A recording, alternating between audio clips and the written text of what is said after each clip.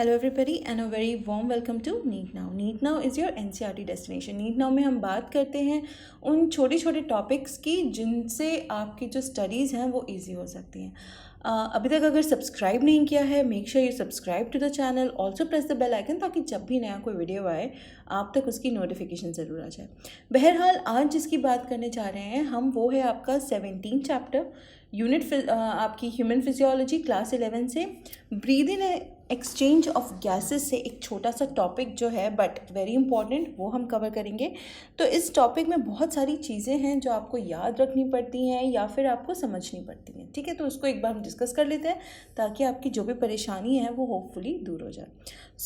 जिस टॉपिक की हम बात करने जा रहे हैं वो है एक्सचेंज ऑफ गैसेस, यानी कि गैसेस कौन सी है मेन इंपॉर्टेंट आपकी, CO2 और O2. ठीक है, तो इनका जो एक्सचेंज है वो कैसे होता है वो पढ़ेंगे. उससे पहले मैं आपको एक दो चीज़ें रिमाइंड करवा दूं ताकि आपको इजी हो जाए.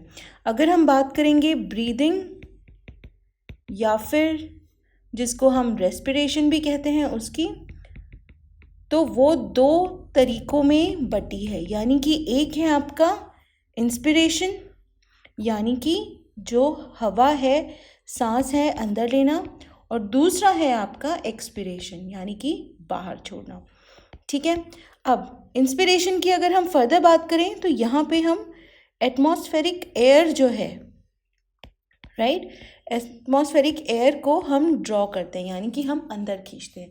और एक्सपिरेशन में हम एल्वियोलार एयर जो है, यानी कि जो हमारी बॉडी में जो एल्वियोलाई हैं उनके थ्रू जो हमने सांस जो एक्सचेंज हो चुकी है वो एयर हम बाहर छोड़ते हैं या बाहर एक्सपेल करते हैं. ठीक है, तो यहाँ पे अब आपको दो चीज़ें समझ में आ गई, ब्रीदिंग क्या है और दूसरी बात कौन सी एयर इन्वॉल्व है एक्सपिरेशन और इंस्पिरेशन में. अब हम देखेंगे मेजर एक्सचेंज ऑफ गैसेस. अगर हम एक्सचेंज ऑफ गैस की बात करें तो एल्वियोलाई जो है, ठीक है, ये है आपकी प्राइमरी साइट ऑफ एक्सचेंज, यानी कि यहाँ पे मेजर एक्सचेंज जो है वो होता है. इसके अलावा एल्वियोलाई के अलावा ब्लड एंड इवन टिश्यूज़, यहाँ पे भी आपका गैशियस एक्सचेंज जो है, ठीक है, वो होता है. अच्छा, कौन सी गैसेस, आपकी oxygen and carbon dioxide. Obvious सी बात है इन दोनों गैसेस का एक्सचेंज होगा. तो जो मेथड है जिसके थ्रू ये दोनों गैसेस एक्सचेंज होती हैं वो है आपका नॉर्मल सिंपल डिफ्यूजन.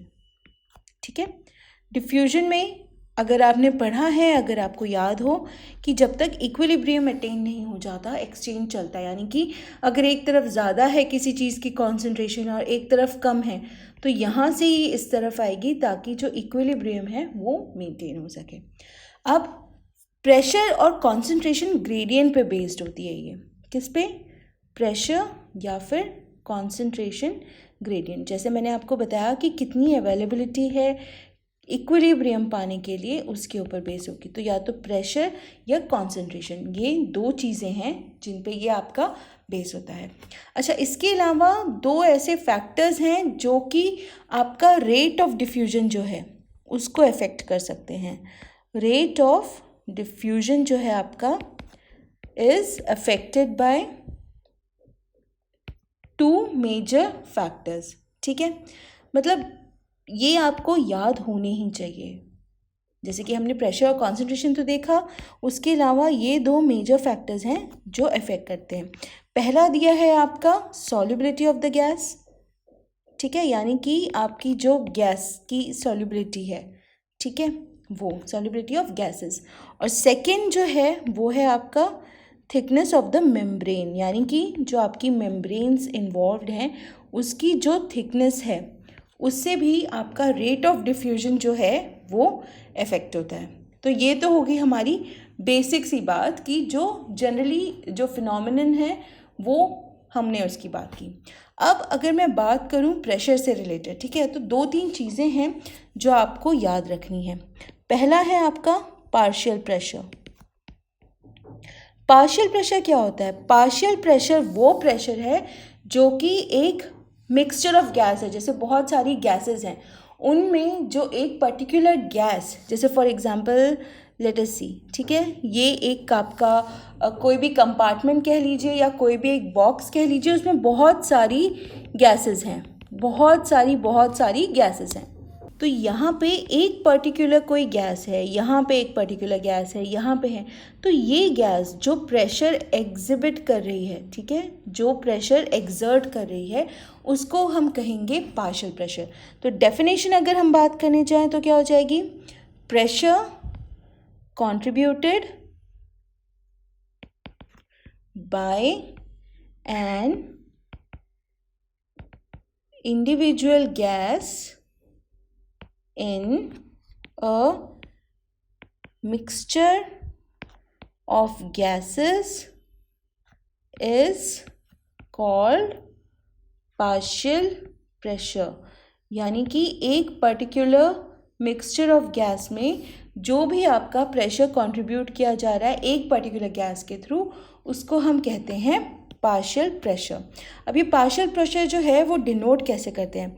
अगर हम बात ऑक्सीजन की करेंगे तो ये PO2 इस तरीके से, और कार्बन डाइऑक्साइड के लिए CO2 के लिए इस तरीके से, यानी कि दोनों के आगे एक स्मॉल p जो है वो लग रहा है, ठीक है।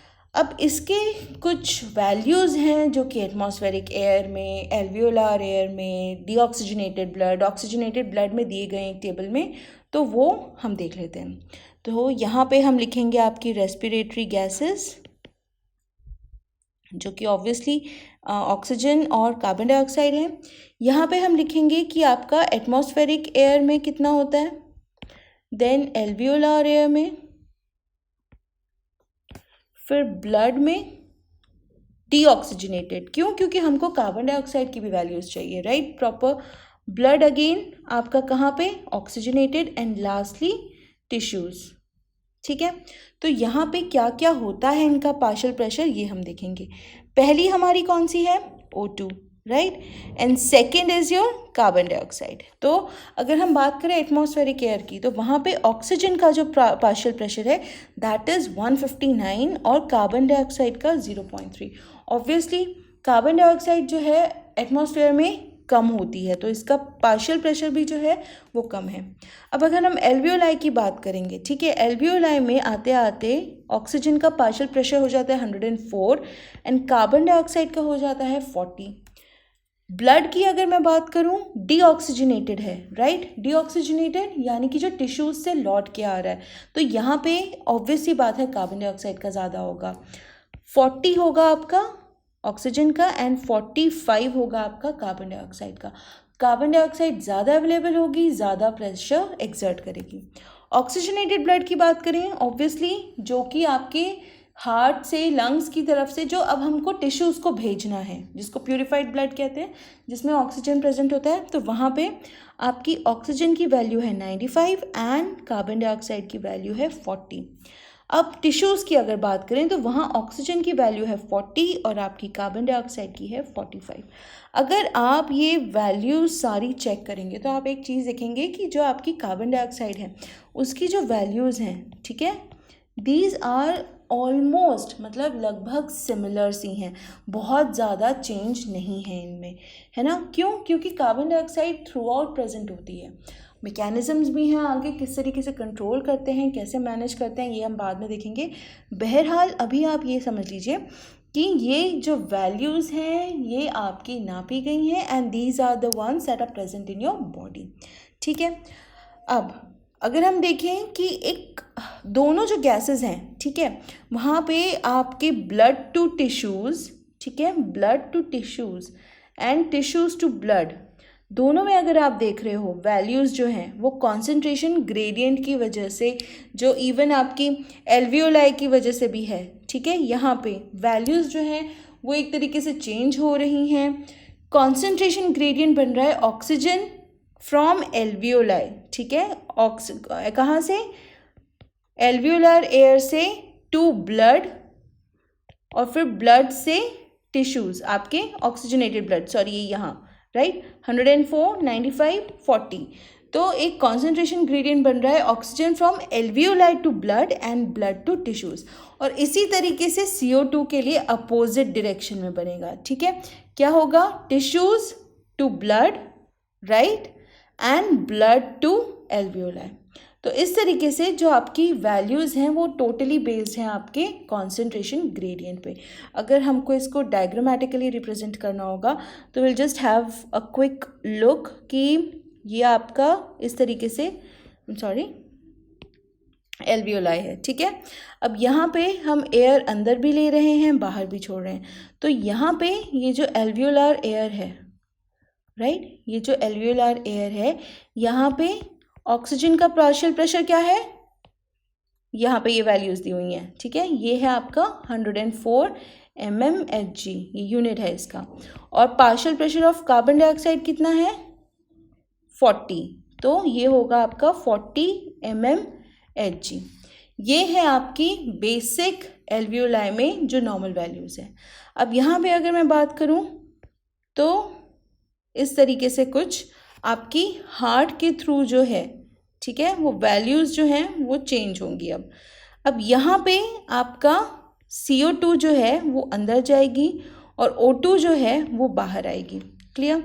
यहाँ से फिर से आपकी जो ब्लड है वो अलग अलग डायरेक्शंस में जाएगा। अब जैसे यहाँ पे मैं एग्जांपल दूँ अगर आपको, ये जो है ये आपका हार्ट पंप कर रहा है ऑक्सीजनेटेड ब्लड, ठीक है, ऑक्सीजनेटेड ब्लड।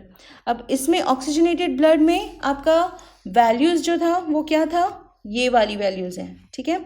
तो पार्शियल प्रेशर ऑफ ऑक्सीजन कितना है, 95 mmHg, और वहीं पे partial pressure of carbon dioxide कितना है, 40 mmHg, क्लियर। अच्छा, एक और चीज़, ये जो है आपकी ये पल्मोनरी वेन है, यहाँ से जो आ रही है, this is your pulmonary vein. Pulmonary vein is the only vein which carries oxygenated blood. Remember this. ठीक है, ये सिस्टमिक आर्टरीज हैं जो आपका आगे ब्लड जो है वो कैरी कर रही हैं, है ना। अब यहाँ पे अगर हम देखें, यहाँ पे आपके टिश्यूज़ प्रेजेंट है, right, these are your tissues. तो यहाँ पे फर्दर आपका एक्सचेंज होगा, ये लोग ऑक्सीजन ले लेंगे और कार्बन डाइऑक्साइड जो है वो ब्लड को लौटा देंगे। तो यहाँ से जो है आपका ये आपका डीऑक्सीजनेटेड ब्लड हो जाएगा, ठीक है, this will be your deoxygenated blood, clear. अब ये जो डीऑक्सीजनेटेड ब्लड है इसमें भी वैल्यूज़ कुछ चेंज होंगी। यहाँ पे पार्शियल प्रेशर ऑफ ऑक्सीजन क्या हो जाएगा आपका, यहाँ पे हम बात कर रहे हैं, ठीक है, ये वाली जो वैल्यूज़ हैं, ये 40 आपका क्या है, ऑक्सीजन है, राइट, 40 mmHg, और वहीं पे partial pressure of carbon dioxide कितना है, 45 mmHg। फर्दर ये ऊपर आएगा, यहाँ से फिर ये जाएंगे, कार्बन डाइऑक्साइड बाहर चला जाएगा, ऑक्सीजन फिर हो जाएगा, और इस तरीके से ये चलती जाएगी। अच्छा, एक और चीज़, ये आपकी पल्मोनरी आर्टरी होगी। Pulmonary artery is the only artery that carries deoxygenated blood, clear. तो इस तरीके से कुछ जो आपका एक्सचेंज ऑफ गैसेस है, right, from your alveoli to your tissues, किस तरीके से होता है ये हमने देखा। अब कुछ चीज़ें हैं जो आपको पता होनी चाहिए, जैसे सॉल्युबिलिटी की हम बात कर रहे थे, सॉल्युबिलिटी ऑफ गैसेस की बात कर रहे थे। तो सॉल्युबिलिटी जो है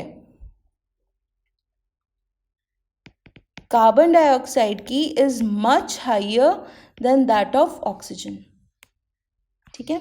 कार्बन डाइऑक्साइड की सॉल्युबिलिटी बहुत ज़्यादा हाइयर है, लगभग 20 to 25 टाइम्स हाइयर है, इतनी ज़्यादा हाई है। यानी कि जो अमाउंट कार्बन डाइऑक्साइड का डिफ्यूज़ हो सकता है डिफ्यूजन मेम्ब्रेन से per unit difference in partial pressure वो बहुत ज़्यादा है ऑक्सीजन से, यानी कि वो ज़्यादा अच्छे से बाइंड हो सकती है, सिंपल अगर टर्म्स में कहा जाए, ठीक है। अब अगर मैं बात करूँ कि आपकी जो डिफ्यूजन मेम्ब्रेन है, डिफ्यूजन मेम्ब्रेन क्या कहा जा रहा है, डिफ्यूजन मेम्ब्रेन किस चीज़ में आएगी, आपकी एल्वियोलाई के पास, ठीक है। तो अब हम देख लेते हैं कि डिफ्यूजन मेम्ब्रेन जो है वो किस चीज़ से बनी है। लेट अस से ये आपका एल्वियोलाई है, ठीक है। तो इसमें एक थिन स्क्वामस एपिथेलियम की पूरी एक लेयर होती है, ठीक है, कुछ इस तरीके से, one single cell layer, double cell नहीं है, सिंगल सेल लेयर है, क्लियर। तो इस तरीके से ये आपकी सिंगल सेल लेयर है किसकी, एल्वियोलस की। सिंगुलर होता है एल्वियोलस, प्लूरल होता है एल्वियोलाई। तो ये क्या चीज़ है, one cell thin squamous epithelium, squamous epithelium. Clear?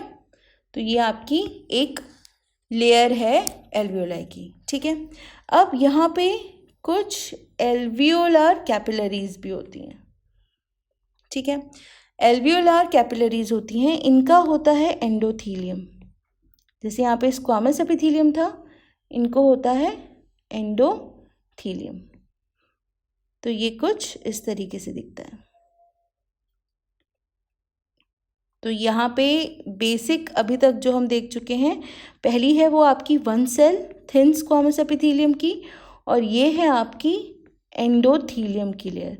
ठीक है, ये जो एंडोथीलियम है ये किसका है, एल्वियोलार कैपिलरीज का।